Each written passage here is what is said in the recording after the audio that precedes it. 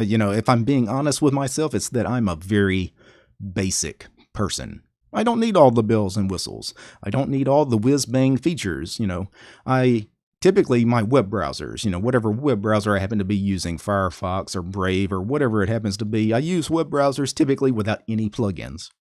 I can use a web browser without any plugin installed and live happily in it for months, if not years. Text editors, extensible text editors like Vim and Emacs. The same thing. If you looked at my VimRC, there's nothing to it. I barely play around with my VimRC. Not many plugins installed at all. I don't sit around and configure my VimRC. It's not one of these 2,000 line VimRCs. I barely touch the thing. Why? It's because typically I'm one of those people, you present me with something, I take it as is. And part of the thing is I have eventually realized this. Configuration is not necessarily a positive thing when it comes to software. Now, don't get that twisted. I like being able to configure things. I like being able to make something exactly the way I want it. But configuration is only a positive if it's available to you, but it's not necessary.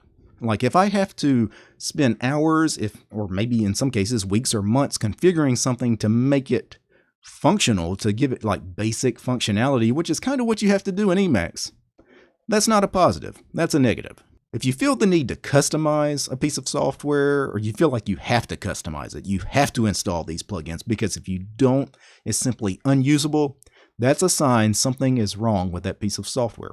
Why doesn't it do those things you want, especially if it's just basic stuff? Why doesn't it do those reasonable things you expect it to do without all of that customization and installing all these bloated plugins? Now, some people will say, well,